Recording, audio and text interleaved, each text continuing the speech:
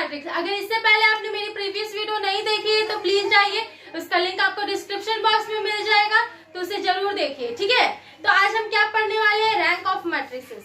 ठीक है, तो आज हम दो तरीके से पढ़ेंगे रैंक ऑफ मैट्रिसेस। पहला कि एलिमेंट्री ट्रांसफॉर्मेशन, पहले डिटर्मिनेंट से सीखेंगे कि डिटर्मिनेंट फाइंड करके आप कैसे रैंक फाइंड कर सकते हैं, और दूसरा ये कि एलिमेंट्री ट्रांसफॉर्मेशन यूज करके कि हम रैंक कैसे फाइंड करेंगे। ओके, तो उससे पहले एक और जरूरी बात कि अगर आप लोगों को बीएससी से रिलेटेड कोई भी टॉपिक पर वीडियो चाहिए तो प्लीज कमेंट बॉक्स में कमेंट करें, मैं उस पर जरूर वीडियो बनाकर डालूंगी। ओके, तो हम स्टार्ट करते हैं the rank of matrices. Okay, अच्छा, रैंक ऑफ मैट्रिसेस का मतलब ये नहीं कि ये मैट्रिक्स क्लास में फर्स्ट आ गया, वो मैट्रिक्स क्लास में फर्स्ट आ गया तो उसका रैंक फर्स्ट हो गया, सेकंड हो गया, ऐसा नहीं करना है। तो मैट्रिसेस निकालने का जो सबसे तरीका है, बेस्ट तरीका है, तो उसमें क्या होता है कि जब हम लोग पढ़ते हैं कि the different rows, number of different rows और नॉन जीरो रोज, ये जो होता है ये हमारा क्या होता है, रैंक होता है। इसको रैंक को हम किससे डिनोट करते हैं, इस रो से, और हमारा मैट्रिसेस अगर ये है तो रैंक ऑफ ए हमको इस तरीके से हम डिनोट करेंगे। ओके, अब देखिए थोड़ा डेफिनेशन से समझते हैं, फिर हम एग्जांपल से समझेंगे कि क्या होता है rank of matrices. Okay, number R is said to be rank of matrix if it possesses the following property. ये जो दो प्रॉपर्टी दिया गया है, इसको अगर मैट्रिसेस फॉलो कर रहा है तो हम उसका रैंक कहते हैं। ओके, तो पहला प्रॉपर्टी क्या है, there is at least one square sub matrix of a order whose determinant is not equals to 0। अब देखिए, मान लीजिए कि ये हमारा मैट्रिसेस है, इसको हम थोड़ा सा रब कर रहे हैं। ठीक है, मान लीजिए कि ये हमारा एक ये हमारा क्या है, एक मैट्रिक्स है। ओके, अब क्या बोल रहे हैं कि इसका जो सब मैट्रिक्स है, यानी कि कोई भी एक सब मैट्रिक्स ले सकते हैं, ये मैट्रिक्स लीजिए, ये वाला लीजिए, ये वाला लीजिए, कोई भी मैट्रिक्स लीजिए, इसका डिटर्मिनेंट जो है एक स्क्वायर सब मैट्रिक्स बन रहा है, तो इसका जो डिटर्मिनेंट है वो नॉट इक्वल्स टू 0 होना चाहिए। ओके, ठीक है, अगर ऐसा होता है इस स्क्वायर वाले सब मैट्रिक्स का डिटर्मिनेंट जो है अगर 0 नहीं है, तभी हम इसका रैंक फाइंड कर सकते हैं। ठीक है, यहाँ तक समझ आया। अब देखिए नेक्स्ट प्रॉपर्टी क्या है, if the matrix A contain any square sub matrix of order r+1 then the determinant of a every square sub matrix r+1 should be 0। इस वाले लाइन को हम एग्जाम्पल के थ्रू समझते हैं कि क्या कहा गया है, तो आप एग्जाम्पल देखिए, ज्यादा अच्छे से समझ में आएगा। ओके दोस्तों, हम नेक्स्ट एग्जाम्पल पे चलते हैं। तो देखिए हमारा क्या है कि ये हमारा एक मैट्रिक्स दिया गया है, ठीक, तो हम इसका सबसे पहले डिटर्मिनेंट फाइंड करेंगे। तो इसके लिए डिटर्मिनेंट क्या हो जाएगा, देखिए 0 -2 -2, ये क्या हो गया 3 -4 और +1, ये क्या हो जाएगा -1 -0। ठीक है, तो इसका आंसर क्या हो जाएगा -2 इंटू -1 +1 -2 +2 -1, तो इसका डिटर्मिनेंट क्या हो गया -1। ओके, अब देखिए क्या डिटर्मिनेंट ए का जो डिटर्मिनेंट है वो 0 है, नहीं, ए का डिटर्मिनेंट 0 नहीं है। अगर ए का डिटर्मिनेंट 0 नहीं है, अगर ए का डिटर्मिनेंट जो है वो 0 नहीं है, तो इसका जो रैंक निकलेगा, इस मैट्रिक्स का रैंक निकलेगा, सबसे पहले ये कितने ऑर्डर का है, 3 ऑर्डर का है। ठीक है, तो इसका रैंक जो हो जाएगा, इस मैट्रिक्स का जो रैंक हो जाएगा वो क्या हो जाएगा, 3 हो जाएगा। ठीक है, इस मैट्रिक्स का जो रैंक है वो क्या हो जाएगा, 3 हो जाएगा। ये तो हमने सीखा डिटर्मिनेंट मेथड से। अभी मैं एक और एग्जांपल देती हूँ कि मैट्रिक्स का रैंक 3 कब होगा और मैट्रिक्स का रैंक 2 कब होगा। तो अभी नेक्स्ट एग्जांपल देखिए, एग्जांपल से समझते हैं। तो देखिए हमारे ये मैट्रिक्स है, क्या है, मैट्रिक्स है। अब देखिए इसमें कितना का डिफरेंस है, 4 का डिफरेंस है। कितना का डिफरेंस है, 4 का डिफरेंस है। मतलब सारा एलिमेंट्स जो है इसमें कितना का डिफरेंस है, हमारा 4 का डिफरेंस है। जब हम इसका डिटर्मिनेंट निकालते हैं तो हमारा डिटर्मिनेंट क्या हो जाएगा, 0 हो जाएगा। इस वाले 3 into 3 ऑर्डर के जो मैट्रिक्स है, इसका डिटर्मिनेंट क्या हो जाएगा, 0 हो जाएगा। हमें सिंपली क्या करना है कि ये जो हमारा सब मैट्रिक्स बनेगा, आई रिपीट कि हमें क्या करना है डिटर्मिनेंट वाले मेथड में, ये जो हमारा सब मैट्रिक्स बनेगा ना, इसका हम डिटर्मिनेंट फाइंड करेंगे। क्या हो जाएगा, 3 into 8 यानी कि 24 -28, क्या आ गया -4, ठीक है, -4। अब ये जो -4 है, क्या ये 0 के बराबर है? 0 के बराबर नहीं है, तो इसका जो रैंक होगा, ये क्या हो जाएगा? 2 हो जाएगा। इसका रैंक क्या हो जाएगा? 2 हो जाएगा। मतलब कहने का ये है कि जब भी हमारा जो बड़ा वाला मैट्रिक्स है उसका डिटर्मिनेंट अगर 0 होता है और हम जब छोटे वाले मैट्रिक्स यानी कि जब सब मैट्रिक्स फाइंड करते हैं तो उसका डिटर्मिनेंट 0 नहीं होना चाहिए, तब रैंक क्या होगा? या तो रैंक जो है हमारा क्या होगा? लेस देन 3 होगा, लेस देन 3 होगा। और जब इस तरीके से हमारा मैट्रिक्स बन जाए, सब मैट्रिक्स नॉट इक्वल टू 0 आए, तो हमारा रैंक क्या हो जाता है? 2 हो जाता है, ठीक है। तो अभी हम नेक्स्ट एग्जांपल देखते हैं। और एक जरूरी बात, हमारा मैट्रिक्स बन रहा है यानी कि जो सब मैट्रिक्स बन रहा है और मैट्रिक्स का रैंक 2 आ जा रहा है। जब मैट्रिक्स का रैंक 2 आ जाएगा, मान लीजिए कि अगर हमारा मैट्रिक्स का रैंक 1 आता, अगर मैट्रिक्स का रैंक हमारा 1 होता, तब हम क्या होता कि इससे बड़ा जितना भी मैट्रिक्स बनता, यानी कि जिससे भी बड़ा जितना भी मैट्रिक्स बनता है, यानी कि 2 क्रॉस 2 का मैट्रिक्स बनाते, 3 क्रॉस 3 का मैट्रिक्स बनाते, इससे बड़ा जितना भी मैट्रिक्स बनता तो उसका जो डिटर्मिनेंट है वो क्या हो जाता? 0 हो जाता। जैसे इस वाले मैट्रिक्स के लिए हमारा रैंक क्या आया है? 2 आया है, ठीक है। इस वाले मैट्रिक्स के लिए हमारा रैंक क्या आया है? 2 आया है। तो जब 3 क्रॉस 3 का हम डिटर्मिनेंट फाइंड करेंगे, 3 क्रॉस 3 के मैट्रिक्स के डिटर्मिनेंट फाइंड करेंगे तो क्या हो जाएगा? वो 0 होगा। और आप यहाँ पर देख भी सकते हैं कि इस वाले मैट्रिक्स के लिए डिटर्मिनेंट क्या है? 0 है, ठीक है। तो अब हम नेक्स्ट एग्जांपल समझते हैं, elementary transformation. But elementary transformation पढ़ने से पहले आप लोग को इक्लोन फॉर्म जानना जरूरी है कि इक्लोन फॉर्म क्या होता है, और इक्लोन फॉर्म के हेल्प से ही हम एलिमेंट्री ट्रांसफॉर्मेशन को बहुत इजीली सॉल्व कर सकते हैं। ओके, तो हम इक्लोन फॉर्म देखते हैं कि क्या होता है। देखिए इक्लोन फॉर्म क्या होता है। अगर मान लीजिए कि ये हमारा एक मैट्रिक्स है, ठीक है, हमें कोई मैट्रिक्स बनाना है, तो हम यहाँ पे कुछ एलिमेंट लिख दिए 1 2 -4 5। ये हमारा क्या है? पहला एलिमेंट है, पहला रो का। अब इसके नीचे जितना भी मान लीजिए कि हमें 4th ऑर्डर का 4 into 4 का मैट्रिक्स बनाना है, ठीक है, 4 into 4 का मैट्रिक्स बनाना है, तो इसके नीचे वाले जितने भी रो होंगे वो सब क्या हो जाएंगे? 0 हो जाएंगे। अब यहाँ पर सेकंड वाले एलिमेंट के लिए यहाँ पर हमारा एक नंबर 4 आ गया और इसके बाद के सारे एलिमेंट 0। इस थर्ड वाले के लिए क्या हो जाएगा? 6 या 8, फिर ये वाले के लिए, इस वाले के लिए 0।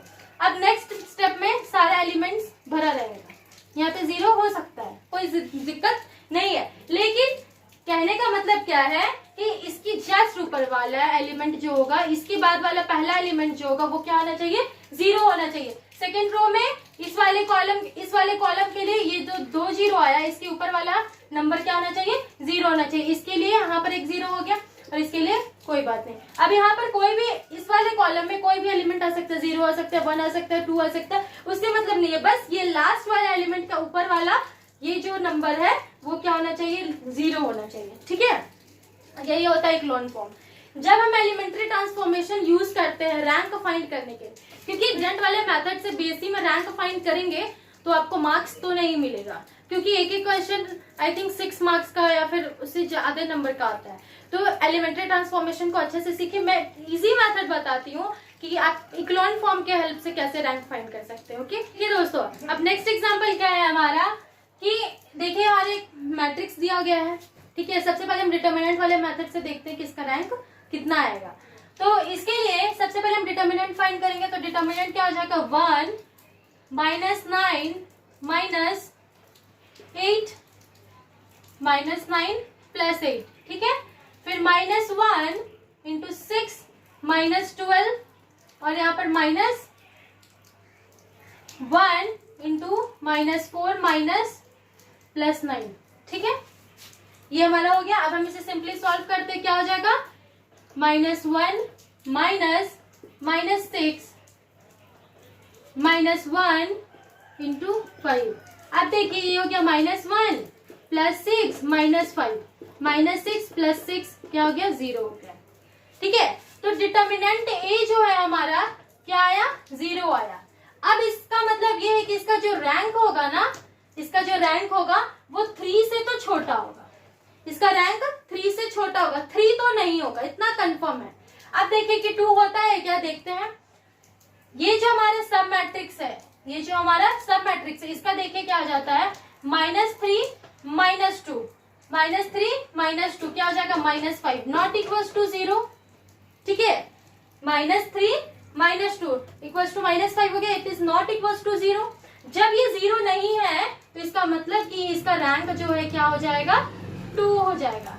ठीक है, अब हम एलिमेंट्री ट्रांसफॉर्मेशन से चेक करते हैं इसका रैंक क्या 2 आ रहा है, तो हम एलिमेंट्री ट्रांसफॉर्मेशन यूज करते हैं। तो बाय एलिमेंट्री ट्रांसफॉर्मेशन हम क्या पता कर लिए कि जो हमारा मतलब डिटर्मिनेंट से क्या फाइंड कर लिए कि हमारा जो रैंक है मैट्रिक्स का वो कितना आएगा, 2 आएगा। ठीक है, अब एलिमेंट्री ट्रांसफॉर्मेशन से चेक करते हैं क्या ये सही आ रहा है। और आप लोगों को एग्जाम्स में ये एलिमेंट्री ट्रांसफॉर्मेशन यूज करके ही रैंक फाइंड करना है। ओके, तो देखिए सबसे पहले क्या करते हैं कि ये जो दोनों नंबर्स है, ये जो दोनों फर्स्ट और सेकंड रो जो है हमारा, इसको 0 बनाने का कोशिश करते हैं। क्योंकि मैंने इक्लोन फॉर्म में क्या पढ़ाया था कि ये जो दोनों एलिमेंट है वो क्या हो जाएंगे, 0 हो जाएंगे। ठीक है, क्या पढ़ाया था आप लोगों को कि ये वाला जो दोनों एलिमेंट है वो क्या हो जाता है, 0 हो जाता है। उसके बाद हम इसको 0 बनाएंगे। ठीक है, उसके बाद नेक्स्ट स्टेप में हम करते हुए देखते हैं कि कैसे होता है। आप देखें कि इसे हमें क्या करना है, पहले 0 बनाना है। लेकिन उससे पहले इस वाले क्वेश्चन के लिए हम एक चीज देख सकते हैं कि अगर हम इन दोनों को भी आसानी से 0 बनाया जा सकता है सिर्फ इस कॉलम को इस कॉलम से मतलब माइनस करके। ठीक है, क्यों हम इसको 0 बनाने पे है, मतलब क्यों हम इसे 0 बनाना चाहते हैं, क्योंकि जितना भी नॉन जीरो रोज होता है, जितना भी नॉन जीरो रोज होगा, नॉन जीरो रो होगा, वही हमारा क्या होगा, रैंक होगा। वही हमारा क्या हो जाएगा, रैंक हो जाएगा। मतलब हमें सबसे पहले क्या करना है, इस पूरे मैट्रिक्स में जितना भी एलिमेंट 0 होगा उतना को 0 बनाना है। लेकिन हम इक्लोन फॉर्म भी कर देंगे, नेक्स्ट क्वेश्चन में हम इक्लोन फॉर्म देखेंगे, इसमें भी इक्लोन फॉर्म लगेगा, बस एक स्टेप के बाद। तो देखिए क्या होता है, C2 equals to C2 minus C1 कर सकते हैं। C2 माइनस C1 करेंगे तो हमारा एक एलिमेंट ये वाला क्या हो जाएगा, 0 हो जाएगा। ठीक है, और नेक्स्ट क्वेश्चन, नेक्स्ट स्टेप में क्या कर सकते हैं, C3 को 0 बनाने के लिए C3 प्लस C1 कर सकते हैं। देखिए कर सकते हैं, C3 प्लस C1 करेंगे तो क्या हो जाएगा, -1 + 1 इक्वल्स टू 0। तो हमारा ये वाला एलिमेंट और ये वाला एलिमेंट क्या हो गया, 0 हो गया। अभी देखिए नेक्स्ट स्टेप में क्या हो जाएगा, ये वाला तो कॉलम एज इट इज हो जाएगा। नेक्स्ट स्टेप में 0, ठीक है, C2 माइनस C1 करेंगे तो ये क्या हो जाएगा, -3 और -2, ये क्या हो गया, -5 और क्या हो गया, -2 -3, ये भी हमारा क्या हो गया, -5। ठीक है, अब देखिए C3 प्लस C1, तो ये एलिमेंट हमारा क्या हो गया, 0 हो गया। और ये 4 + 2 क्या हो गया, 6 हो गया। 3 + 3 क्या हो गया, 6 हो गया। ठीक है, यहां तक समझ आया। अब देखिए हमें क्या करना है, इन दोनों एलिमेंट को 0 बनाना है। हमें क्या करना है, इन दोनों एलिमेंट को 0 बनाना है। जब हम इन दोनों एलिमेंट को 0 बनाएंगे तो ये किस फॉर्म में आ जाएगा, इक्लोन फॉर्म में आ जाएगा। ओके, तो इन दोनों एलिमेंट को 0 बनाने के लिए हम क्या करते हैं, देखिए R2, पहले हमें क्या रो 2 को 0 बनाना है। तो रो 2 को 0 बनाने के लिए हम क्या कर सकते हैं, R2 minus 2R1, R2 minus 2R1 कर सकते हैं। 2 - 2 हो जाएगा तो 0 हो जाएगा ये वाला एलिमेंट। ठीक है, और R3 को 0 बनाने के लिए क्या किया जा सकता है, देखिए R3 को 0 बनाने के लिए क्या किया जा सकता है, R3 माइनस 3R1 कर सकते हैं। ठीक है, तो ये करने से क्या हो जाएगा, ये एलिमेंट और ये एलिमेंट हमारा 0 हो जाएगा। ठीक है, तो देखिए क्या होता है, 1 0 0, और इसके लिए क्या हो जाएगा, R2 में ये वाला एलिमेंट तो 0 हो गया, R2 माइनस यानी कि -5 - 2R1, 0 -5 हो गया। ठीक है, और नेक्स्ट स्टेप में क्या हो जाएगा, फिर देखिए 6 -0, तो ये भी हमारा यहाँ 6 हो गया। अब देखिए 3R1 में तो ये तो एलिमेंट तो 0 हो जाएगा हमारा। अब इसे सॉल्व करेंगे तो क्या आएगा, देखिए -5 और -6। ठीक है, तो यहाँ तक तो हमें समझ आ गया। अब नेक्स्ट स्टेप में क्या करते हैं, इस वाले एलिमेंट को हम 0 बनाएंगे। ठीक है, मतलब हमें कहने का मतलब है कि हमें यूनिट मैट्रिक्स के फॉर्म में इसे लाना है और इस वाले एलिमेंट को 0 करते जाना है। जितना भी एलिमेंट 0 होगा हमारे लिए नॉन जीरो वैल्यूज को निकालना, नॉन जीरो रोज को फाइंड करना उतना आसान हो जाएगा। जो भी नॉन जीरो रोज होंगे वही हमारा मैट्रिक्स का रैंक बनेगा। ओके, देखिए पहले एलिमेंट को हमें 0 बना देना। तो 0 बनाना इस तरीके से थोड़ा सा डिफिकल्ट हो जाएगा। हम क्या करेंगे, कॉलम 2 को 5 से डिवाइड कर देंगे और कॉलम 3 को 6 से डिवाइड कर देंगे। अगर हम देते हैं और कॉलम 3 को 6 से डिवाइड कर देते हैं तो क्या हो जाएगा, देखिए ये वाला जो हमारा कॉलम है 1 0 0 ये तो एज इट इज रहेगा और इसके लिए क्या हो जाएगा 0 1 1 या -5 से डिवाइड कर दीजिए, ठीक है। तो ये हमारा क्या हो जाएगा 1 1 और इसके लिए क्या हो जाएगा 0 1 1, ये हमारा क्या बन गया, फाइनल मैट्रिक्स बन गया। अब नेक्स्ट स्टेप में हम क्या करते हैं कि ये हमारा एलिमेंट बन गया 1 1। और एक चीज नोटिस करने वाला बात है कि हमें सबसे पहले इक्लॉन फॉर्म में लाने के लिए हम क्या कर सकते थे कि इस वाली रो को इस वाली रो से भी माइनस कर सकते थे, ठीक है। लेकिन कभी कभी एग्जाम में क्वेश्चन पूछता है फाइंड द रैंक यूजिंग कोलोनिकल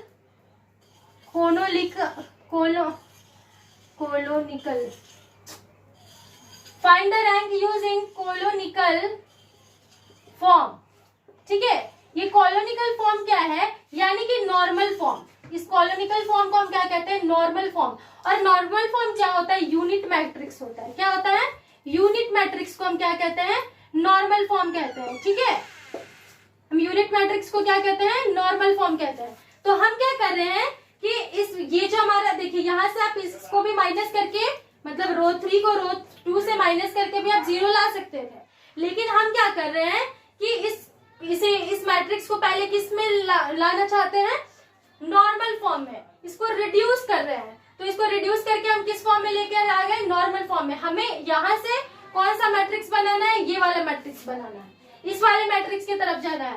तो इसके लिए क्या हो जाएगा, पहले हम क्या कर दिए, कॉलम 2 को 5 से डिवाइड कर दिए, कॉलम 3 को किससे डिवाइड कर दिए, 6 से डिवाइड कर दिया। अब देखिए कि ये हमारे कैसे यूनिट मैट्रिक्स के फॉर्म में आ रहा है धीरे धीरे।